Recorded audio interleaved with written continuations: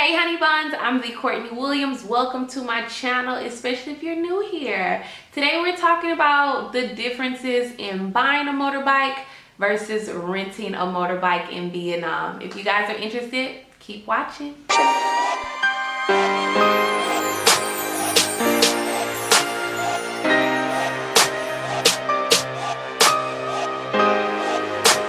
Yes guys, we back with another video, and I thought this video would be perfect since one, I was having all those bike troubles with my rental bike that I had here, but also because I just bought a new motorbike. I actually just bought a new bike a few days ago, and I'm super freaking excited because I think that it's gonna be super reliable and it's super cute and it was super cheap.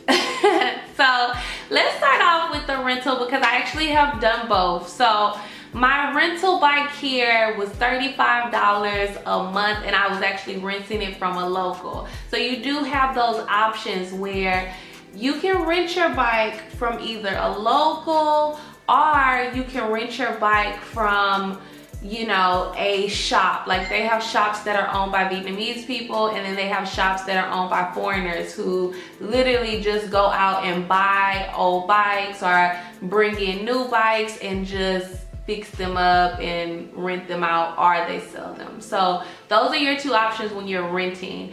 Now my bike was super cheap because it was an older bike, so I was paying 800,000 Vietnamese dong, which is $35, and because I was renting it from an actual Vietnamese person. But if you're going to a shop to rent it in Vietnam, the average, I want to say, is about anywhere from $40 USD to, you can get up to like $70 USD, and that's really just depending on what type of bike you're getting and just, you know, all that comes with like how cute, how new, how fast, and all that for the motorbike, you know. So if you keep it kind of simple, you can get your bike rented for about $48 to $50 with no problem, and you can have something really good and reliable. The good thing about renting from an actual shop is that depending on the shop, a lot of times they do actual monthly maintenance, so you don't have to worry about taking care of any of that yourself. Oil changes, tire air, just getting it washed, you know, things like that. Just a monthly maintenance package a lot of times they will offer for you. But the thing about working with shops or renting from shops as well is that when you do sign up, you do have to pay a deposit. So most of the time that deposit is about 2 mil Vietnamese dong. I want to say off the top of my head that that's about $100 USD, in addition to, you know, what it is for you to rent that bike. So if it's $48, if it's $50, if it's $70, so that's what you would have to pay. So you kind of have to pay a good little chunk up front, so you should be prepared for that if you do decide to rent from a shop.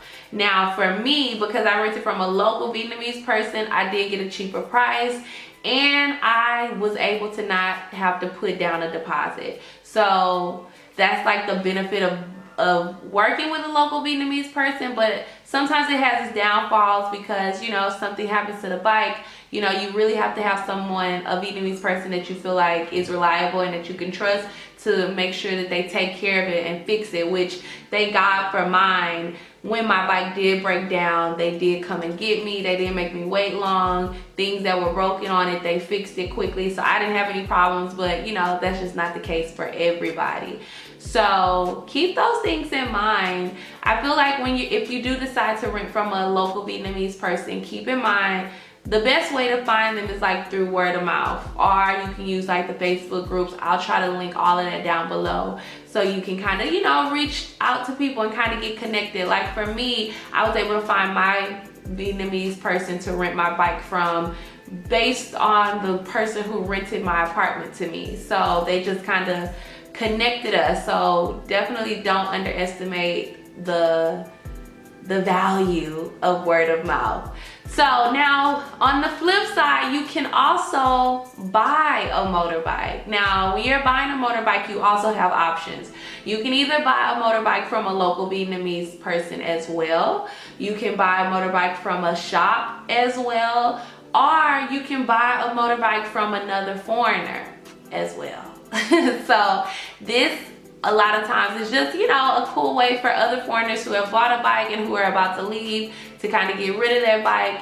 And a lot of times these are good bikes as well, because a lot of times they're not here for long. Sometimes they have been here for a year, or just, you know, different things. But this has its ups and downs as well. So you just kind of have to make sure you're checking out the bike. If you're buying a bike in anywhere in Vietnam, you definitely want to make sure you have the blue card registration. This is just like legal purposes in Vietnam, and it's like a requirement for any bike. And then later on, if you buy a bike from no matter who you're buying it from and you don't have that blue card registration, it's basically worth nothing. Like, you won't be able to sell it when you leave. So that's definitely important no matter where you're buying it from.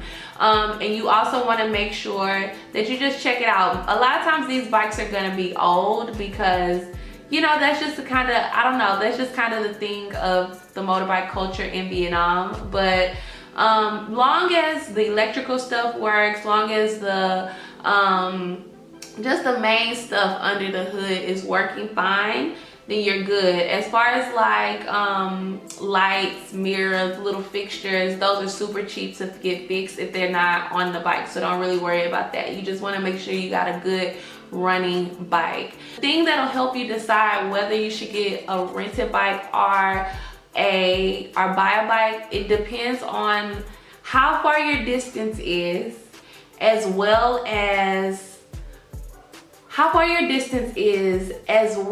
like how long you're going to be in Vietnam. So if your distance isn't short, like for me, if your distance isn't long, like for me, I'm in Hanoi, Vietnam, and I'm living here. So I'll be in this particular area for a long period of time. So I didn't need to particularly buy one because I'm traveling up and down Vietnam, you know, or having to worry about that. But you also have to take into account like how long you're gonna stay. So like if you're only staying for a month or 2 months, obviously it would be better for you to rent a bike, because that's gonna probably save you the most money if that's important to you.